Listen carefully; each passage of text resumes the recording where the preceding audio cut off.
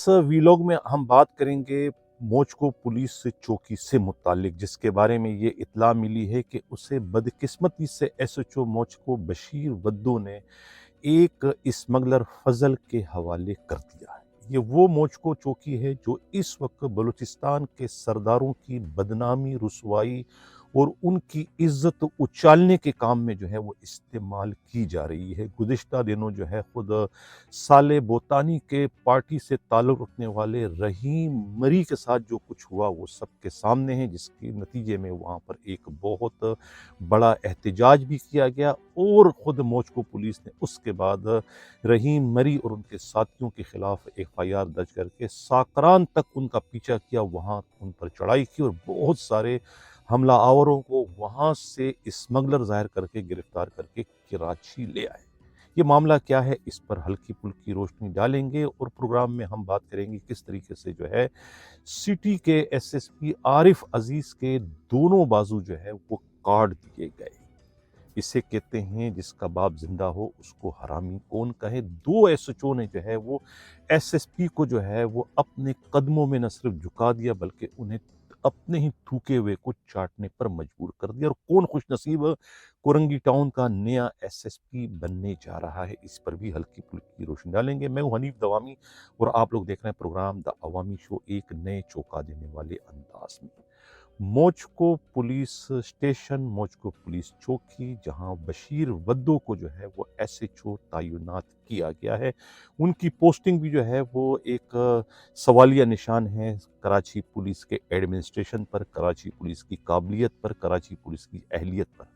खुद additional IG Karachi Javed Alam ओडो की जो है वो ईमानदारी, दयानतदारी, उसूल परस्ती पर एक बहुत बड़ा क्वेश्चन मार्क है कि बशीर वद्दो को किसने और कैसे एसएचओ लगाया, जो न तो अपने एसएसपी कैप्टन फैजान को खातिर में ला रहा है, न अपने डीआईजी असद रजा को कुछ समझते, किसी के ऑर्डर को मानने को तैयार ही नहीं है और एक डेला किसी को रिश्वत भी नहीं दे रहा है।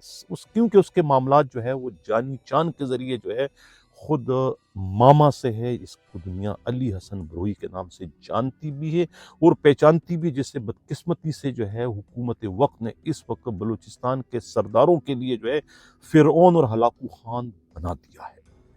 अब मोचको चौकी जो है इत्तला ये मिली है कि वो उसे फजल नामी एक स्मगलर के हवाले कर दिया है, जो चालिया डीजल और आइस का बहुत बड़ा स्मगलर है।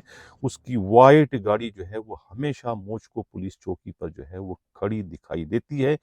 कहने को तो वहाँ पर जो है वो एसएचओ जो है खुद बशीर वद्दू है और बशीर वद्दू का एक खासुल खास जो है जुल्फ़िकार उर्फ जुल्फ़ी उर्फ शाजी, जो उसका बीटर है, वो सबसे पैसे वसूल करता है। दिन की शिफ्ट से 2 लाख रुपया और रात की शिफ्ट से वो 3 लाख रुपया वसूल करता है। और ख़ुद अली हसन बरोई का जो अपना गनमैन है, उनका उनका एक कज़न जो है फ़रहान लासी भी वहाँ पर जो है पैसे वसूल करता है। कहता है ये जो खुद मोचको चौकी में जितने भी सिपाही इस वक्त काम कर रहे हैं, चाहे वो ख़वातीन हो या मर्द हो, एक एक सिपाही जो है इस लूट मार में से जो रोज़ाना कम से कम 30-40 से 50,000 रुपया अपने घर ले जाता है। और इस मोचको चौकी के लिए पोस्टिंग के लिए सिपाहियों को भी जो है वो 5 से 8-8 लाख रुपया रिश्वत देनी पड़ती है ये पोस्ट लेने के लिए, क्योंकि हर एक को रोज़ाना की 40 से 50,000 रुपये की इनकम है, हराम की कमाई चल रही है।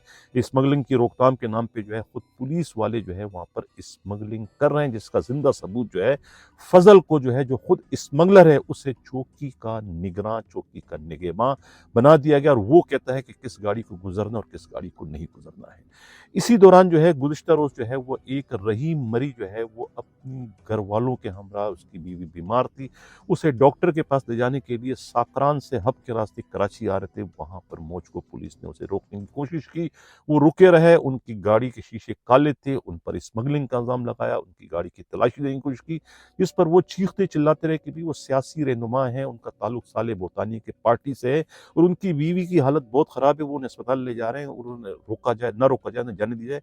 गनी हम तो चेक करेंगे। उसने कहा मैं सरदार हूँ अपने इलाके का, ये हमारी रुसवाई है, हमारी बेइज्जती है कि हमारी घर वालों के सामने, औरतों के सामने आप हमारी जो है वो इस तरीके से चेकिंग करेंगे, हमारी गाड़ी में कुछ भी नहीं, आप डिग्गी चेक कर सकते थे। उसके बावजूद पुलिस वाले इतने बिपरे हुए थे कि नहीं हम तो चेक करेंगे, जिसके बाद जो है वो मुश्तइल हो गए, खुद रहीम मरी, उनके साथी मुश्तइल हो गए, पुलिस से झड़प हो गई, गालम गलोच दोनों तरफ से हुआ। उसके बाद जो है वो तेजी से निकल गए, पुलिस ने पीछा किया, पकड़ लिया, उनके खिलाफ मुकदमा कर दिया। कुछ लोग जो भाग गए, फिर साकरान तक गए, पीछा किया, वहां से पकड़ के लेकर आए, उन पर फिर जो है ये एफआईआर आप देख रहे हैं कितनी खतरनाक किस्म की एफआईआर दर्ज की। तो ये एक बहुत ही जो है वो एक सियासी जो है वो मुखालफत, सियासी इंतकाम का शिकार इस वक्त बनाया जा रहा है। मोचको चौकी को टूल के तौर पर जो है अली हसन ब्रोई जो है वो अपने इस हाथ के छाले आंख के तारे बशीर वद्दो के जरिए जो है बलूचिस्तान के सरदारों को तंग किया जा रहा, खास तौर से साले बोतानी और असलम बोतानी के ग्रुप से ताल्लुक रखने को तो निशान इबरत बनाने की इस वक्त कोशिश की जा रही है। और इस सिलसिले में खुद बशीर वद्दो को एडिशनल आईजी कराची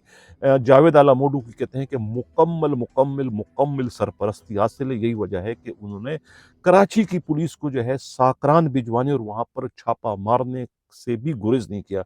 अब खुद जो है बलूचिस्तान पुलिस को, बलूचिस्तान हुकूमत को ये हक हासिल है कि वो भी एक एहतजाजी मरासला जो है वो सिंध हुकूमत को भिजवाए कि उनकी पुलिस ने किसकी परमिशन से जो है साकरान में इतना बड़ा ऑपरेशन किया, जो कि गैर कानूनी तौर से जो है खुद बलूचिस्तान हुकूमत से पेश की परमिशन लेने की ज़रूरत थी। लेकिन चूंकि अब वहाँ पर भी अली हसन ब्रोई की हुकूमत है, लिहाजा और ख़ुद जो SHO बशीर वद्दो ने जो कुछ किया वो भी अली हसन ब्रोई का है, जानी चान का खासुल खास, लिहाजा उसको कौन पूछे कौन रोके, ये सारा इस वक्त चल रहा है।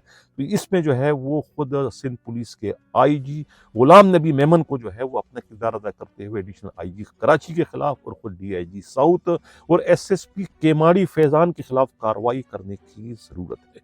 तो ये एक बहुत बड़ा अफसोसनाक वाकया हुआ था रहीम मरी के साथ, जो कराची पुलिस ने ये वाकया सर अंजाम दिया।